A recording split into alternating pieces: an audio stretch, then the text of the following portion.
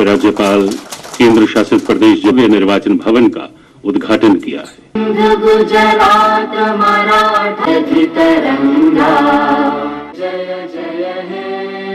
Lieutenant governor जनाब फारूक खान साहब और the chief secretary of Jammu and Kashmir. आज निर्वाचन आयोग के स्थापना दिवस पर मैं आप सबको हृदय से शुभकामनाएं भी देता हूं और बधाई भी देता हूं।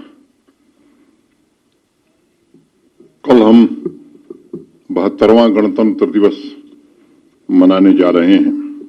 उसके ठीक एक दिन पहले जो लोकतंत्र की मूल ताकत है, मतदाता के सम्मान के लिए ये कार्यक्रम आयोजित किया गया है और इसमें उपस्थित होना मेरे लिए सम्मान और खुशी दोनों की बात है। डीडीसी के चुनाव जम्मू कश्मीर संघराज्य क्षेत्र में संपन्न हुए हैं।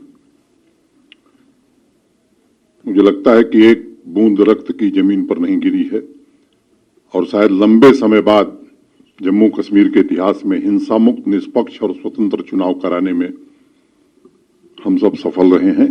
इसके लिए मैं मुख्य यहाँ के राज्य चुनाव आयुक्त को, यहाँ के पूरे प्रशासन को, चुनाव से जुड़े हुए सभी साथियों को हृदय से बधाई देता हूं। लेकिन उससे ज्यादा यहाँ के सामान्य मतदाताओं का मैं अभिनंदन करना चाहता हूं, जिन्होंने लोकतंत्र में अपनी गहरी आस्था व्यक्त की। सभी राजनीतिक दलों के प्रति भी मैं आभार व्यक्त करना चाहता हूं। मीडिया के लोगों को भी मैं हृदय से साधुवाद देना चाहता हूं कि इस काम को अंजाम देने में आप सबका भी भारी सहयोग रहा।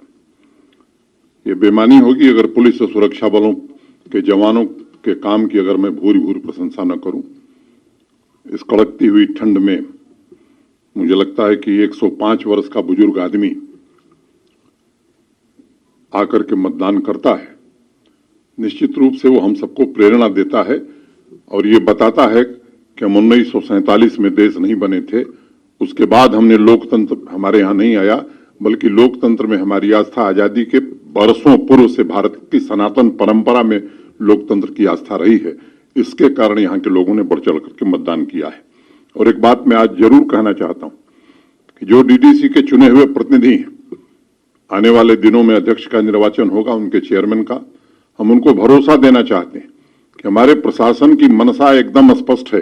जिस तरह से 73वें और 74वें संविधान संशोधन में अधिकांश अधिकार हमने पंचायतों को और अर्बन लोकल बॉडीज को दिए हैं, वैसे भी विकास के काम को चुने हुए प्रतिनिधियों के माध्यम से दूर दराज इलाकों तक पहुंचाया जाए। इसके लिए भी हम पर्याप्त प्रबंध और संसाधन का उपाय करेंगे। जमीनी स्तर पर लोकतंत्र की कल्पना मुझे लगता है कि हमारे संविधान निर्माताओं ने की थी, ताकि समावेशी विकास किसी भी क्षेत्र का, किसी भी राज्य का हो सके और उसे असली जामा पहनाया जा सके, और ये काम हमारे चुने हुए प्रतिनिधि करेंगे। मैं हृदय से उन प्रतिनिधियों का भी अभिनंदन करना चाहता हूं।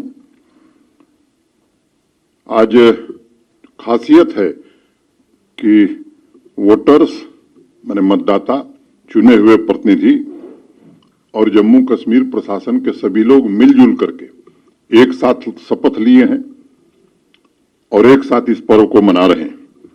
और मुझे लगता है कि कर्तव्यों की याद दिलाते हुए हमने ये बात कही है कि हर वोट जरूरी है लोकतंत्र में। हर वोट का उतना ही महत्व है, चाहे वो एलजी का हो, चाहे चीफ सेक्रेटरी का हो, या एक सामान्य मतदाता का हो। मुझे लगता है कि यही भारत के लोकतंत्र की असली ताकत है कि राजा हो या रंक हो, सबको एक ही वोट का अधिकार है। और इस चुनाव की विशिष्ट प्रक्रिया के कारण पूरे दुनिया में मैं समझता हूं कि भारत के लोकतंत्र की गूंज आज सुनाई पड़ रही है।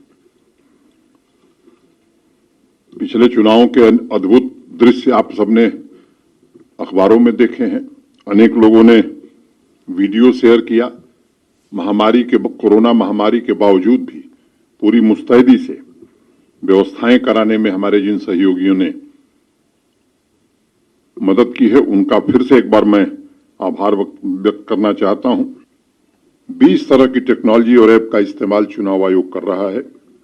चुनाव की पूर्व की तैयारियों से लेकर के पार्टियों का पंजीकरण, नए मतदाताओं का पंजीकरण, वोटर लिस्ट को अपडेट करना, अनेक काम अब आसानी से हम कर पा रहे हैं।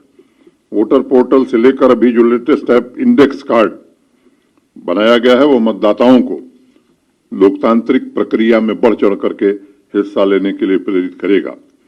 आप में से बहुत सारे लोगों को ये मालूम होगा कि पारदर्शी और निष्पक्ष चुनाव कराने की हमारी जो दक्षता है, जो कौशल है, उसे हम अलग अलग देशों में भी बांट रहे हैं। निर्वाचन आयोग ने 2011 में इंडिया